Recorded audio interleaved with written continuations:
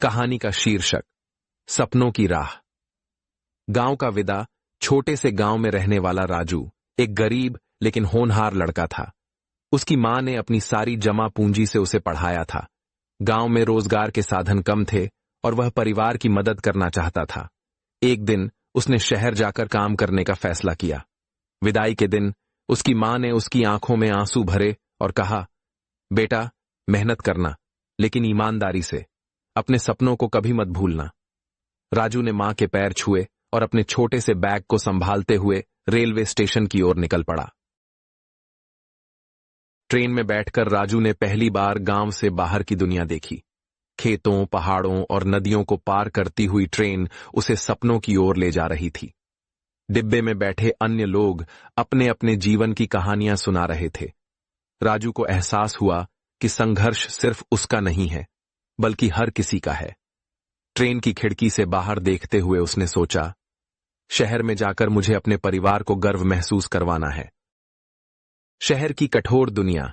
शहर पहुंचते ही राजू को उसकी विशालता और भाग दौड़ ने चौंका दिया। हर कोई अपने काम में व्यस्त था।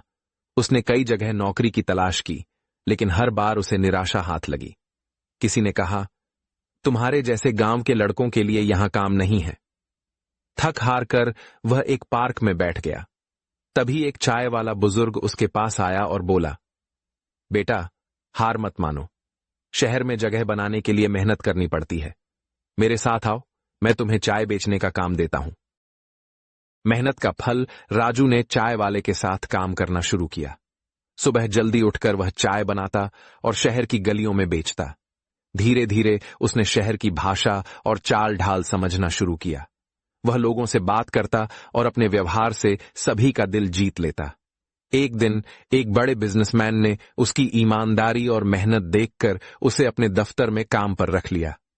तुम्हारे जैसा मेहनती और ईमानदार इंसान आजकल कम मिलता है, बिजनेसमैन ने कहा। घर वापसी कुछ सालों बाद राजू ने अपनी कड़ी मेहनत से अच्छा पैसा कमा लिया। उसने अपने गांव लौटने का फैसला किया। इस बार जब ट्रेन से वह गांव पहुंचा तो उसकी मां स्टेशन पर उसका इंतजार कर रही थी। राजू ने मां के पैर छुए और उनके हाथ में पैसे देते हुए कहा, मां, अब तुम्हें कोई तकलीफ नहीं होगी। मैं तुम्हारे लिए एक पक्का घर बनवाऊंगा। गांव के लोग भी उसकी कामयाबी पर गर्व महसूस कर रहे थे। राजू ने अपने सपनों को सच कर दिखाया और अपने गांव का नाम रोशन किया। सपने चाहे कितने भी बड़े हों, उन्हें मेहनत, ईमानदारी और हिम्मत से हासिल किया जा सकता है।